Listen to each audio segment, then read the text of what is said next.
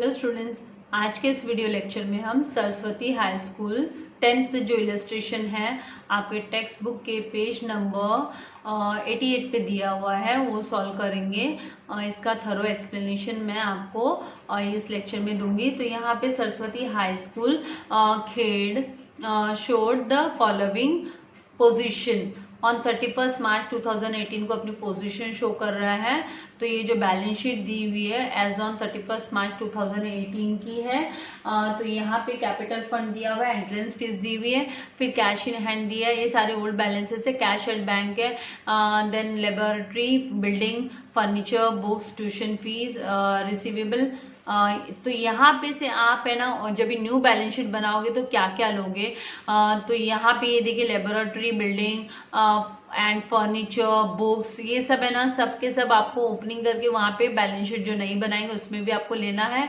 And ये जो capital fund भी हम यूटिलाइज करने वाले हैं, एज वेल एज ये ट्यूशन फीस का हम देखेंगे कि करंट ईयर में ये ट्यूशन फीस रिसीव हुई कि नहीं हुई। अगर ये अभी भी आउटस्टैंडिंग है तो फिर हमको बैलेंस शीट में दिखाना है, और अगर रिसीव हो गई तो कितनी हुई है, अगर 10,000 से कम हुई है तो कितना बैलेंस अभी भी बाकी है, तो उसका भी हमको आउटस्टैंडिंग करके शो करना पड़ेगा। तो देखते हैं रिसिप्शन पेमेंट्स की कंडीशन क्या है।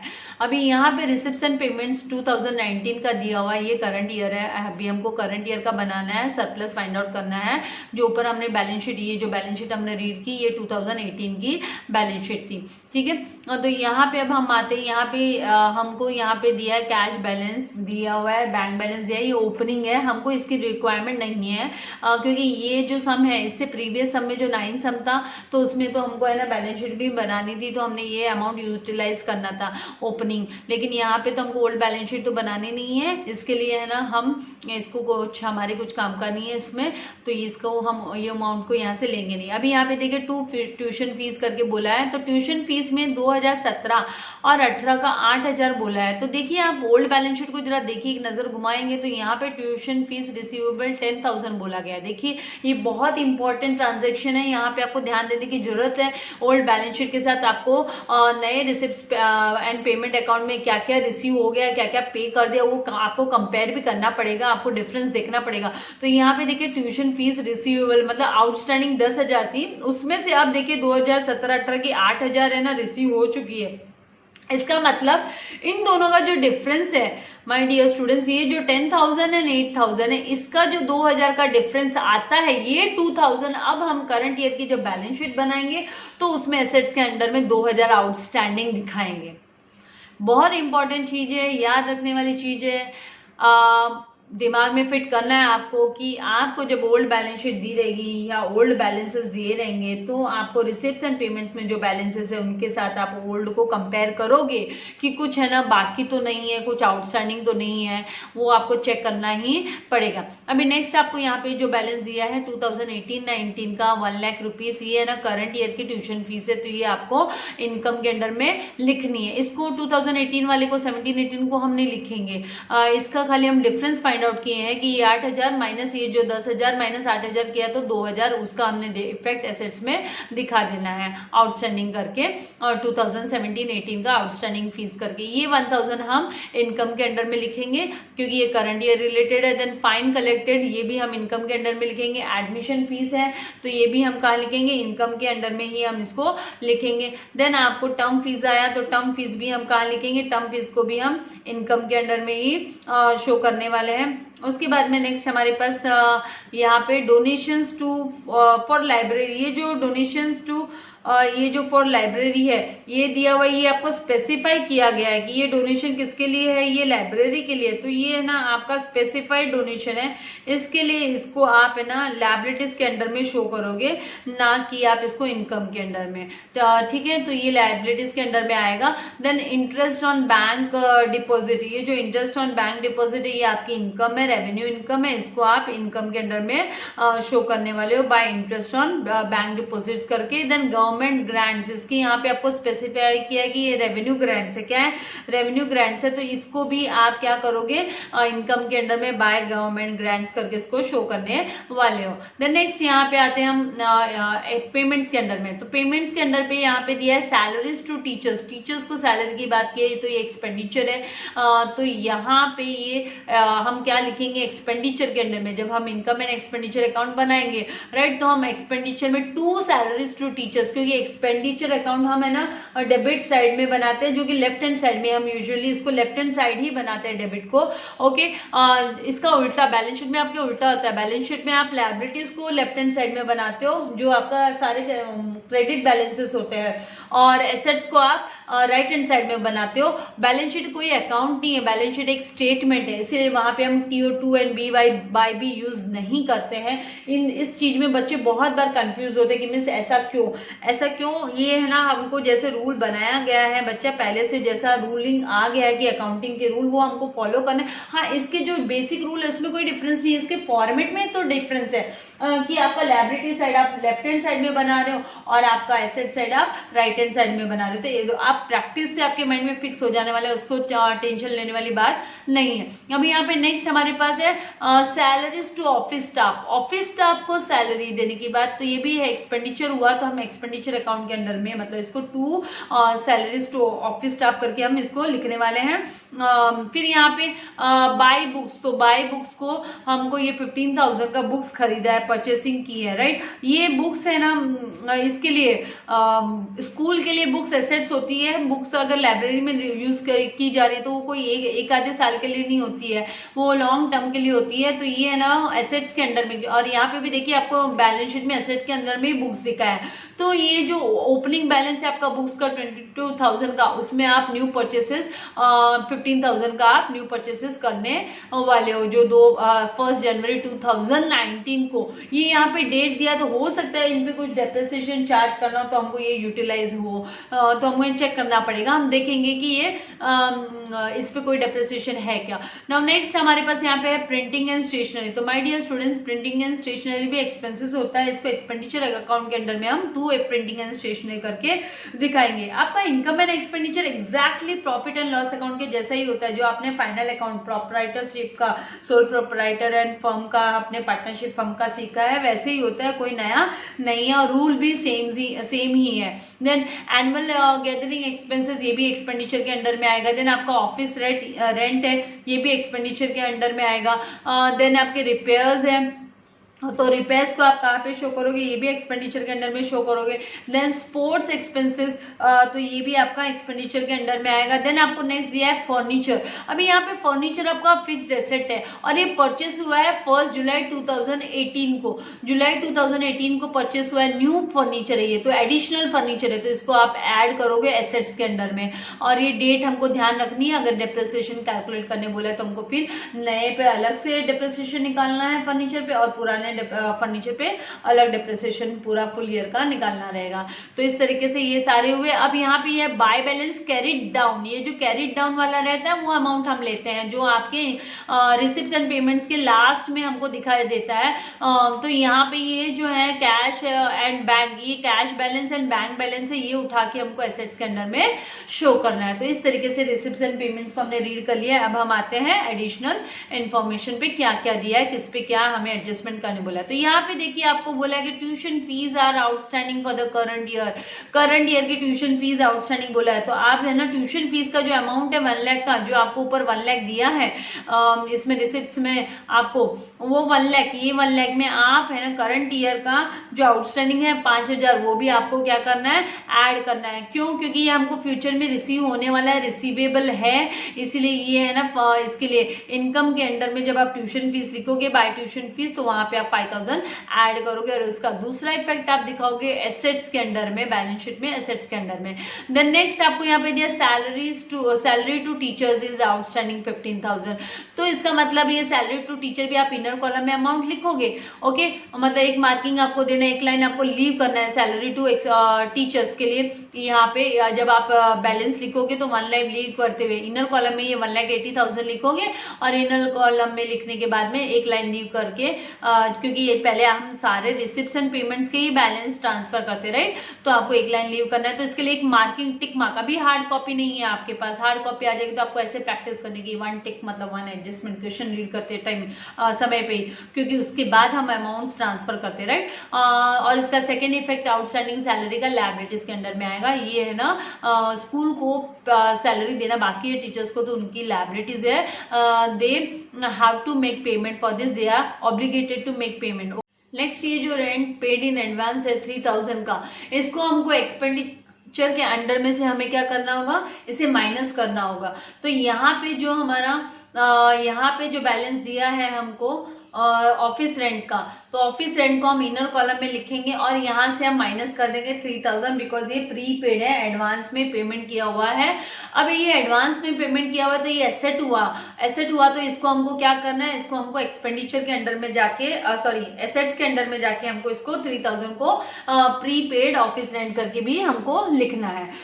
देन नेक्स्ट एडजस्टमेंट हम देखते हैं कि क्या है। नेक्स्ट यहाँ पे दिया है depreciation on books at the rate of 15% हमको बुक्स पे कैलकुलेट करना है। तो माय डियर स्टूडेंट्स, मैंने आपको क्वेश्चन रीड करने के टाइम पे ही बोला है कि रिसिप्ट्स में जो अमाउंट दिया हुआ है, जो परचेसेस है उसमें उसके डेट के हिसाब से, ये जो 1 जनवरी 2019 को परचेस किया तो मार्च तक 3 मंथ्स होता है, तो ये 15,000 पे 3 महीने का ही डेप्रिसिएशन हम चार्ज करेंगे। बाकी के जो यहाँ पे बुक्स दिए हुए हैं जो एसेट्स के अंडर में ओल्ड बैलेंस शीट में, उस पे हम फुल ईयर का चार्ज करेंगे। तो हमको सेपरेटली कैलकुलेट करके फिर वो डिडक्ट करके, और उसको नॉन कैश एक्सपेंडिचर है लेकिन हमको एक्सपेंसेस के अंडर में हमको ये डेप्रिसिएशन भी शो करना है। और फिर इसके बाद में नेक्स्ट दिया है 10% ऑन फर्नीचर। तो फर्नीचर पे भी यही बात है, यहाँ पे भी एडिशनल परचेसिंग हुई है फर्नीचर की, ये देखिए जुलाई में। तो जुलाई से लेके मार्च तक कितने महीने होते हैं, जुलाई से लेके मार्च तक आपका 9 मंथ्स होता है राइट। आप देखोगे तो जुलाई, अगस्त, सितंबर, अक्टूबर, नवंबर, दिसंबर, जनवरी, फरवरी, मार्च, 9 मंथ्स होते। तो ये जो 9 मंथ्स है उसका डेप्रिसिएशन ये 50,000 पे चार्ज होगा। एज वेल एज है ना, यहाँ पे जो ओल्ड फर्नीचर दिया हुआ है आपका 40,000 का, इस पे फुल ईयर का चार्ज होगा। तो इस तरीके से इनका वर्किंग नोट में हम कर लेंगे और उसके बाद में हम माइनस कर देंगे टोटल डेप्रिसिएशन, और टोटल डेप्रिसिएशन को हम एक्सपेंडिचर के अंडर में भी शो कर देंगे। तो इस तरीके से ये सारे एडिशनल इंफॉर्मेशन भी हमने रीड कर लिए।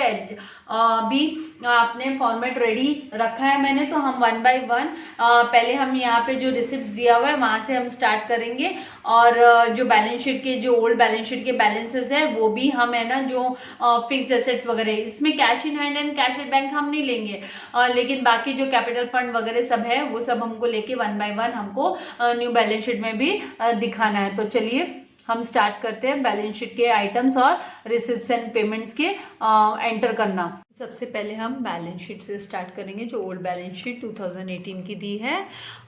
उसमें सबसे पहले हम लायबिलिटीज में आते हैं, जहाँ पे कैपिटल फंड का अमाउंट हमको दिया हुआ है। तो कैपिटल फंड का अमाउंट हम इनर कॉलम में लिख लेते हैं। तो यहाँ पे कैपिटल फंड 6,80,000 इनर कॉलम में हमने लिख लिया। इसके ऊपर बाद में जो एडजस्टमेंट होगा, सरप्लस या जो भी हमें डेफिसिट मिलेगा वो शो करना है। फिर यहाँ पे लायबिलिटीज में दिया एंट्रेंस फीस, उसको भी लिख लेंगे एंट्रेंस फीस, ये स्पेसिफाइड है मतलब, इसीलिए ये लायबिलिटीज के अंडर में 20,000 हमने लिख लिया। अभी नेक्स्ट हमको यहाँ पे जो एसेट्स के साइड में दिया, कैश इन हैंड हमको नहीं लेना है, कैश और बैंक भी नहीं लेना है हमको बैलेंस शीट से। हम लेबोरेटरी है उसको लिख लेंगे, लेबोरेटरी का अमाउंट। तो ये लेबोरेटरी, और इसके ऊपर कोई डेप्रिसिएशन वगैरह बोला नहीं है, इसलिए इसका अमाउंट 15,000 हम आउटर कॉलम में लिख लेंगे। फिर नेक्स्ट हमको यहाँ पे बिल्डिंग दिया है, बिल्डिंग पे भी कोई डेप्रिसिएशन वगैरह बोला नहीं है, तो हम इसका भी अमाउंट जो हमको दिया है 6 लाख वो आउटर कॉलम में इस तरीके से लिख लेंगे। नेक्स्ट हमारे पास यहाँ पे है फर्नीचर। तो फर्नीचर को हमको इनर कॉलम में लिखना है। इसके ऊपर एक तो परचेसिंग का एडजस्टमेंट भी है, क्योंकि हमने एज पर द हमारे क्वेश्चन हमने रीड किया और उसमें एडजस्टमेंट हमने रीड किए, और receipts and payments, account payments में हमको दिया हुआ है, तो एक लाइन तो उसके लिए हमको चाहिए रहेगी एक्स्ट्रा। फिर वो टोटल करने के बाद में हम उसमें से माइनस करेंगे डेप्रिसिएशन, तो उसके लिए चाहिए रहेगी। तो इस तरीके से हम लाइन भी लीव कर देंगे। फिर नेक्स्ट हमारे पास यहाँ पे बुक्स है, तो बुक्स को हम इनर कॉलम में बुक्स को भी लिखेंगे। बुक्स भी एसेट्स है, तो हम 22,000 को इनर कॉलम में लिखेंगे। इसके ऊपर भी न्यू परचेसेस का एडजस्टमेंट और उसके बाद में इसमें भी डिप्रिसिएशन का इफेक्ट आने वाला है। तो इस तरीके से हम यहाँ पे बना के रख लेंगे, क्योंकि हमने क्वेश्चन रीड किया तो हमको उसकी आइडिया है। नाउ यहाँ पे जो ट्यूशन फीस रिसीवेबल बोला है, मतलब आउटस्टैंडिंग है 10,000 का, उसका हमने क्वेश्चन रीड करने के टाइम पे देखा कि उसका एडजस्टमेंट हमको इसमें जो रिसिप्ट्स एंड पेमेंट्स अकाउंट है, राइट, उसके अंडर में हमको दिया हुआ है कि वो 10,000 का में से कितना ट्यूशन फीस रिसीवेबल का रिसिप्ट हो गया। 8,000 का हमको रिसिप्ट हो चुकी है, 8,000 की रिसिप्ट हो चुकी। ये रीड करते ही हमने तुरंत है ना रिसिप्ट में देख लिया कि यहाँ पे 8,000 रिसीव हो चुका है, राइट।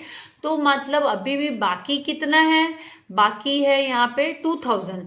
तो यहाँ पे हम क्या करेंगे, वो रिसीवेबल वाला ट्यूशन फीस रिसीवेबल करके हम हेडिंग देते हैं, क्योंकि ये वाला जो ट्यूशन फीस का है ये इसमें भी आने वाला है, करंट ईयर में भी आने वाला है। तो हम 2017-18 का फिर इमीडिएट इफेक्ट हम दिखा देते हैं, क्योंकि हम ये बैलेंस शीट को क्लियर कर रहे हैं। यहाँ से बैलेंस शीट के जितने भी आइटम है वो पहले चेक कर रहे हैं। तो रिसिप्ट्स में हमने क्रॉस में चेक किया कि वहाँ पे 8,000 तो रिसीव हो चुका है, मतलब बाकी अभी बकाया कितना, ओनली 2,000 बकाया है, तो वो बाकी हम यहाँ पे लिखेंगे 2,000। फिर उसके बाद में ये बैलेंस शीट का काम हो गया अपना। ओल्ड बैलेंस शीट का जो भी हमको आइटम्स लेने थे वो हमने ले लिए। अब हम आएंगे रिसिप्ट्स एंड पेमेंट्स अकाउंट के ऊपर, जहाँ से हमको जो ऊपर कैश बैलेंस दिया है उसकी हमको जरूरत नहीं है, वो हम नहीं लेते हैं, क्योंकि वो ब्रॉड डाउन बैलेंस है, वो प्रीवियस ईयर के है, उसकी रिक्वायरमेंट हमको नहीं है। तो अब हम है ना यहाँ पे रिसिप्ट साइड से हम देख रहे हैं कि ये पहला नहीं लेंगे। फिर हमको ट्यूशन फीस का बोला, तो ट्यूशन फीस हम कंपेयर कर चुके, हम खाली करंट ईयर की ट्यूशन फीस को यहाँ पे लिख लेते हैं जो रिसीव हुई है करंट ईयर की। तो यहाँ पे हम ट्यूशन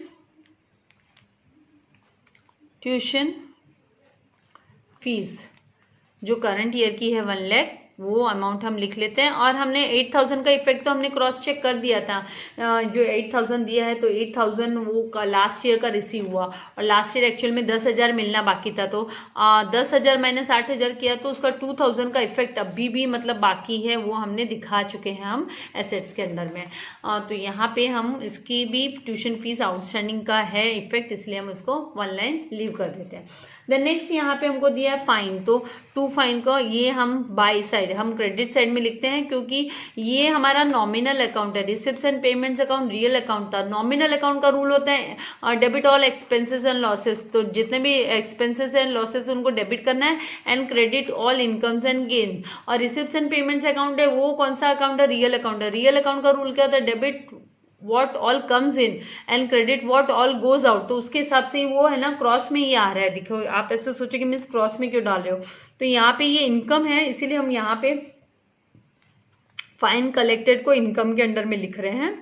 फाइन कलेक्टेड ये रिसीव हुआ है, इनकम हुई है मतलब, तो इसको हम इनकम के अंडर में फाइन कलेक्टेड लिख रहे हैं, और इसका 2,000 का इफेक्ट आउटर कॉलम में शो कर देंगे इस तरीके से, ठीक है। अब फिर उसके बाद में नेक्स्ट एडमिशन फीस, तो एडमिशन फीस भी रेवेन्यू का है, तो by admission fees, admission fees, और इसका 10,000 अमाउंट हम आउटर कॉलम में शो कर देते हैं इस तरीके से। देन नेक्स्ट हमको यहाँ पे दिया है टर्म फीस, तो ये टर्म फीस भी बाय टर्म फीस करके ये हमारा रेवेन्यू एक्सपेंडिचर है। टर्म फीस ये 7,000 हमने यहाँ पे टर्म फीस का लिख लिया। फिर उसके बाद में नेक्स्ट हमको डोनेशंस फॉर लाइब्रेरी बोला है, तो स्पेसिफाइड किया है, तो हम किसको में देखेंगे, इसको हमको लाइब्रेरीज के अंडर में शो करना होगा। तो हम यहाँ पे इसको लाइब्रेरी फीस को जो डोनेशंस फॉर लाइब्रेरी जो दिया है वो यहाँ पे मेंशन कर देंगे, डोनेशंस फॉर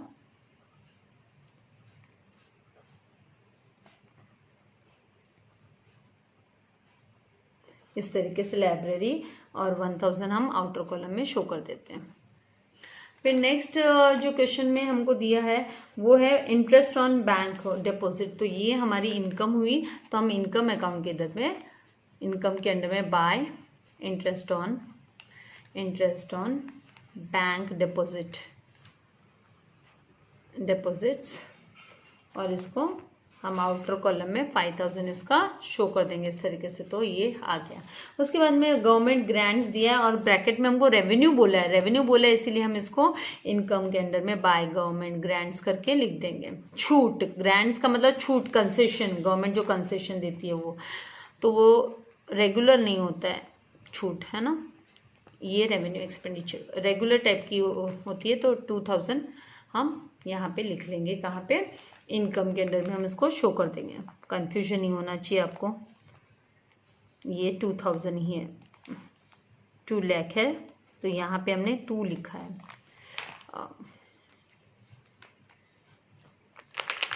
ये आपको ऐसे नहीं शो होना चाहिए ना कि 4 है क्या।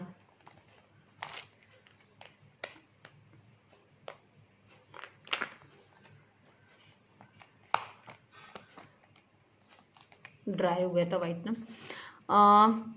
तो 2 लाख यहाँ पे। फिर उसके बाद में हम आएंगे पेमेंट्स के अंडर में। तो पेमेंट्स के अंडर में हमको है ना सैलरीज टू टीचर दिया है, तो हम यहाँ पे एक्सपेंडिचर के अंडर में, ये एक्सपेंडिचर इसलिए 2 सैलरीज टू टीचर लिखेंगे, 2 सैलरीज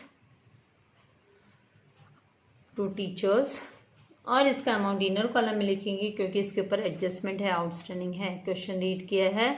अभी हार्ड कॉपी नहीं है, नहीं तो आप मार्किंग करके रख सकते थे, है ना, तो उससे पता चल जाता आपको।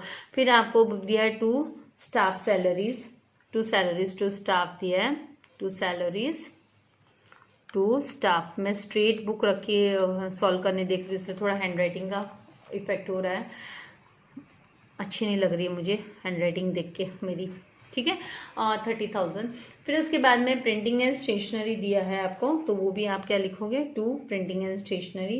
उसके पहले बुक्स दिया है आपको, तो आप पहले बुक्स लिखोगे। बुक्स का इफेक्ट कहाँ दिखाना है आपको, यहाँ पे एडिशंस, ऐड, यहाँ पे आप ऐड न्यू, आपका बुक्स का जो है स्टॉक खरीदा है उसको आप क्या लिख दोगे, ऐड परचेसेस करके। यहाँ पे ये ड्यूरिंग द ईयर है, साल के बीच में है, इसलिए डेप्रिसिएशन तो सेपरेटली कैलकुलेट करके फिर टोटल मार के ही आपको क्या करना है, माइनस करना है। तो टोटल करोगे तो ये 37,000 का बुक्स का हो गया। फिर बाद में आपको नेक्स्ट यहाँ पे बुक्स के बाद में आपको नेक्स्ट आपको दिया है रिपेयर। यहाँ पे जो बुक्स के बाद में आपका क्वेश्चन में है, ऊपर नीचे लाइन हो जाती है तो गड़बड़ हो जाता है। प्रिंटिंग एंड स्टेशनरी दिया है, तो आप क्या लिखोगे, प्रिंटिंग एंड स्टेशनरी को एक्सपेंडिचर के अकाउंट में दिखाओगे, 2 प्रिंटिंग एंड स्टेशनरी।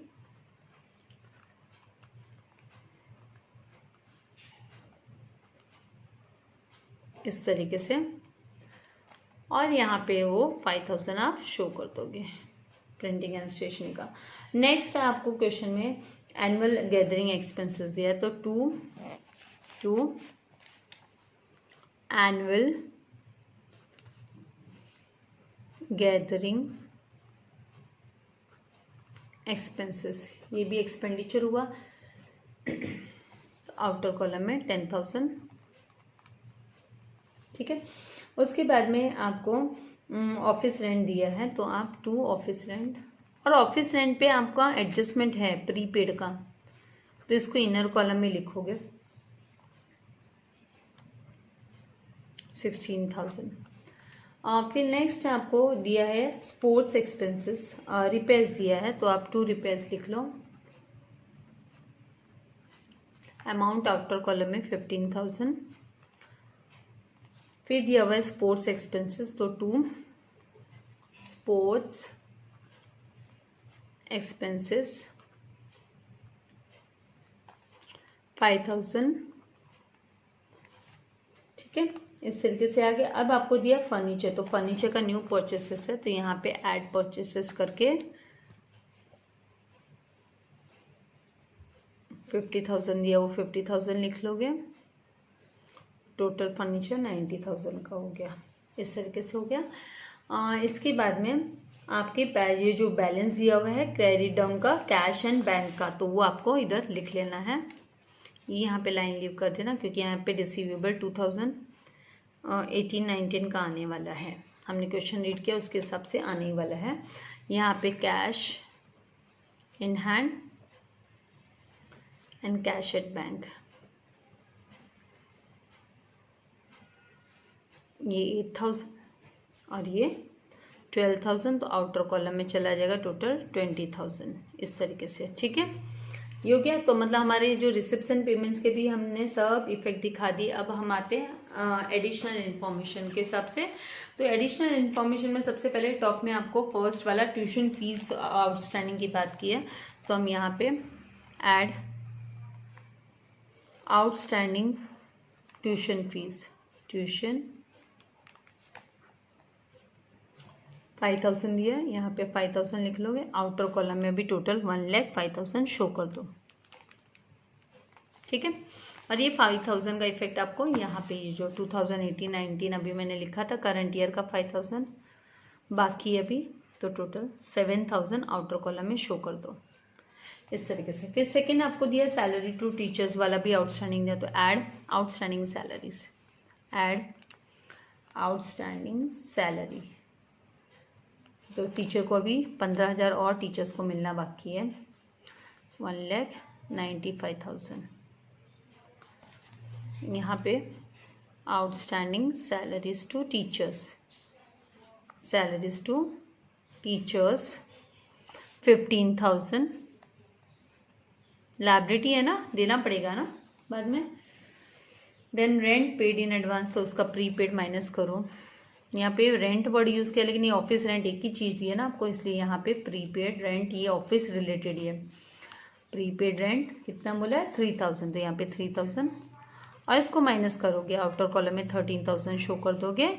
और ये 3,000 का इफेक्ट आप प्रीपेड अभी एडवांस में दे दिया है, फ्यूचर में नहीं देना पड़ेगा, तो प्रीपेड रेंट आप एसेट्स कंसिडर करते हुए एसेट्स के अंदर में इसको लिख दोगे, इस तरीके से। ठीक है, अभी नेक्स्ट आपको यहाँ पे डेप्रिसिएशन ऑन बुक्स 15% बोला। अब यहाँ पे आपको थोड़ा सा ध्यान देने वाली चीज़ है, वर्किंग नोट के हिसाब से अभी वर्किंग नोट करेंगे हम। वर्किंग नोट में जैसे आपको जो ओपनिंग है वो ओपनिंग करेंगे, और जो क्लोजिंग है वो क्लोजिंग का हम मतलब नया जो ड्यूरिंग द ईयर है उस पर ड्यूरिंग द ईयर के हिसाब से निकालना पड़ेगा, राइट। तो यहाँ पे डेप्रिसिएशन, पहला डेप्रिसिएशन ऑन बुक्स, ठीक है। तो बुक्स का टोटल डेप्रिसिएशन बाद में देखते हैं। ये यहाँ पे अभी आप फुल ईयर का जो आपको बुक्स है 40,000 के, 40,000 पे फुल ईयर का आएगा, क्या आएगा फुल ईयर का। और जो आपका 50,000 है बुक्स का, बुक्स का आपका 22,000 है, बुक्स का 22,000 है, नॉट 40। बुक्स का फुल ईयर 22,000 के बुक्स जो है पूरे साल थे आपके पास, ठीक है। और 15,000 के बुक्स है वो कौन से डेट को परचेस हुए थे। 15,000 के जो बुक्स हमने परचेस किए थे वो 1 जनवरी को, कभी 1 जनवरी 2019 को, मतलब 3 मंथ्स का डेप्रिसिएशन कैलकुलेट करना है, 3 मंथ्स का। जनवरी टू मार्च, जब आप जनवरी टू मार्च 3 मंथ्स होते हैं, राइट। तो 3 मंथ्स का, तो इस पे मल्टीप्लाई बाय कितना परसेंट डेप्रिसिएशन कैलकुलेट करने बोला 15, तो 15/100 मल्टीप्लाई बाय 3/12 करोगे। 3/12 मतलब आउट ऑफ 12 मंथ्स 3 मंथ्स का, ऐसे। तो ये 2 0 और यहाँ से ये 2 0 कैंसिल हो गए, राइट। ये 3 1 ज़ा 3, 3 4 ज़ा 12 हुआ, ठीक है।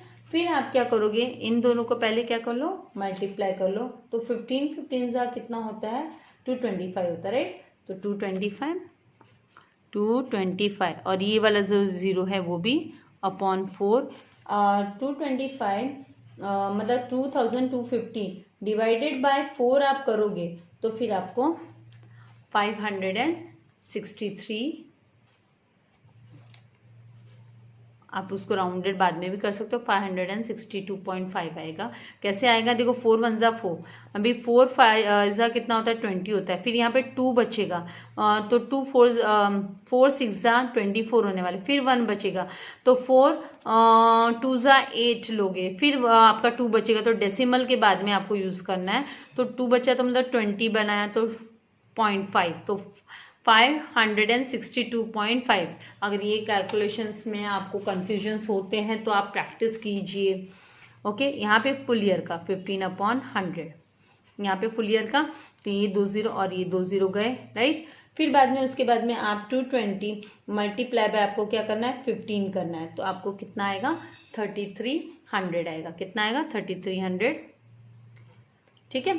अब 3300 एंड आपका ये जो 560 आपका 3 इसको आप राउंडेड करके क्या करोगे, जब 0.5 होता है तो 63, जैसे मैंने बोला राउंडेड फिगर कर लो, इसको राउंडेड कर लिया हमने, राउंडेड फिगर को राउंडेड कर लिया तो 563।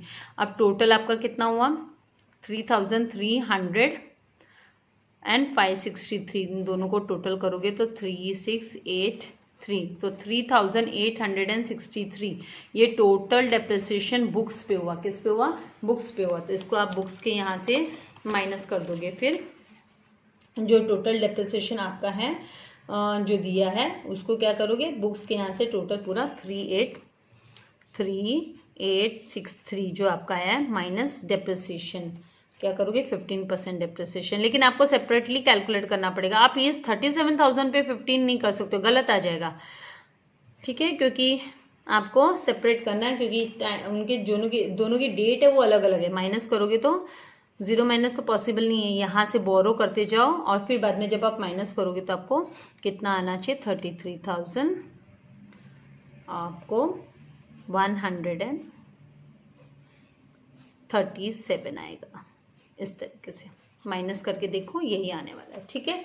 फिर उसके बाद में आपको डेप्रिसिएशन कैलकुलेट करने बोला है फर्नीचर पे, तो ये फर्नीचर पे working note depreciation on furniture,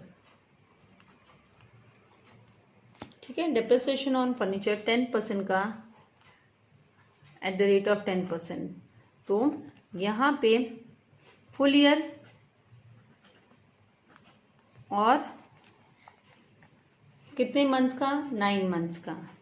कैसे 9 मंथ्स, कब उसने ये खरीदा था, फर्नीचर जब खरीदा था वो डेट कौन सी थी, 1 जुलाई, राइट, क्या थी, 1 जुलाई की डेट थी। तो 1 जुलाई टू 31 मार्च तक आपका 9 मंथ्स कवर अप हो जाता है, ठीक है। तो 9 मंथ्स का, तो एक तो फुल ईयर का निकालना है, तो फुल ईयर का कितने अमाउंट पे, 40,000 पे फुल ईयर का, तो 40,000 मल्टीप्लाई बाय 10/100 जब हम करते हैं तो 0 0 कैंसिल, तो 4,000 रुपीज आता है। कितना आता है, 4,000 रुपीज। वही है ना, दूसरी जो डेप्रिसिएशन कैलकुलेट करना है वो आपको 50,000 पे करना है। कितने, 50,000 का जो फर्नीचर है वो 50,000 का 9 मंथ्स बिफोर ही लिया था, तो 50,000 को मल्टीप्लाई बाय 10/100 करो, फिर मल्टीप्लाई बाय 9/12 करो, क्योंकि आउट ऑफ 12 मंथ्स 9 मंथ्स, ये यहाँ से क्या, ये यहाँ से, ठीक है। फिर उसके बाद में जब आप इसको रिड्यूस्ड करोगे, आपको क्या करना है, 5,000 को आप डिवाइड बाय जब भी 12 करते हो, ठीक है, तो फिर आपको कितना आता है, या फिर पहले इसको 9 5 45 करो, तो ये 45 और ये 30, 45,000 अपॉन, आपको 45,000 अपॉन 12 करना है। 45,000 अपॉन 12 मतलब डिवाइड बाय 12 करोगे आप तो 3750 आएगा। कितना आएगा आपको, 3750 आएगा। तो ये 3750 आपका 9 मंथ्स का हुआ। कितने मंथ्स का, 9 मंथ्स का हुआ, ठीक है। यहाँ पे नहीं तो ऐसे देखो ना, 12 1 12, 12 3 36 होता है, राइट, 3 36, तो बचा फिर कितना, 9, तो यहाँ पे ये 9 हो गया, राइट। 12 7 84 होता है, तो ये 7 84, फिर बाद में कितना 6 बच जाता है, तो 12 5 60, तो यहाँ पे 5 करके और फिर 0, तो इस तरीके से 3750 आएगा। तो टोटल आपका डेप्रिसिएशन जो होगा वो 4,000 प्लस टोटल डेप्रिसिएशन, टोटल 4,000 और फिर 3750, तो आपका 7,750 आएगा। तो 7,750 हम क्या करेंगे, यहाँ पे से फर्नीचर में से माइनस करना है, माइनस डेप्रिसिएशन, और इन दोनों फर्नीचर को हमको शो भी करना है एक्सपेंडिचर के अंडर में। बुक्स का जो हमने कैलकुलेट किया वो, एज वेल एज ये जो हमने अभी इसका फर्नीचर का किया है वो भी हमको यहाँ से लिख के ये डेप्रिसिएशन को वहाँ पे हमको एक्सपेंडिचर के अंडर में लिखना है। अभी इसको माइनस करते हो आप तो 82,250 आना चाहिए। माइनस करके देखना, अभी हर वक्त 0 करके नहीं बताऊंगी, ठीक है। अभी आपको ये 7,750 एंड ये वाला जो हमारा डेप्रिसिएशन 3863 आया उसको दिखाना है एक्सपेंडिचर के अंडर में। तो आप यहाँ पे 2 क्या करोगे, 2 डेप्रिसिएशन हेडिंग दे दो और फिर उसके बाद में फर्नीचर पे कितना 7,750 एंड आपके बुक्स पे कितना है तो वो जब आप लिखोगे तो 3,863 और इनको सम अप करोगे तो आपको 11,613 आना चाहिए, 613, ठीक है। तो इस तरीके से आपका ये पूरा इतना हो जाने के बाद में आप क्या करोगे, सब हो गया आपका एडजस्टमेंट वगैरह सब आपने दिखा दिया। आप चेक करोगे एक बार कहीं पे कुछ मिस्ड आउट तो नहीं रह गया है, ठीक है। उसके बाद में आप क्या करेंगे, देखेंगे इनका मैंने जैसे आपको बोला है ऑलवेज कि पहले पेंसिल से टोटल करके देख लो, चेक कर लो। तो यहाँ पे जब आप पेंसिल से चेक करते हो तो 0 0 0 5 2 7 7 and 7 14 14 and 5 9 3 तो 9 लिखा, कैरी ओवर 1 किया, 1 + 1 2 2 2 + 1 + 2 आया, ठीक है। ये तो 2 आया, फिर कैरी ओवर नहीं है, 1 + 2 3 कैरी ओवर नहीं है, तो 3,29,000।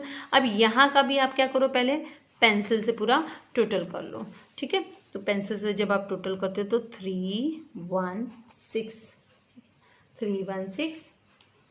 फिर यहाँ पे 5 and 5 10 10 and 3 13 13 and 5 18 18 and 5 23 23 and 1 24 carry over 2 2 + 9 11 11 + 3 कितना होता है 14 14 + 1 15 15 + 1 16 16 + 1 17 17 + 1 18 8 कैरी ओवर 1 तो 284,613। तो ये आपका 3,29,000, ये जो इस साइड में आपको 3,29,000 है, ठीक है। तो आप लिखोगे 3,29,000 और उसमें से माइनस करोगे 2,84,613।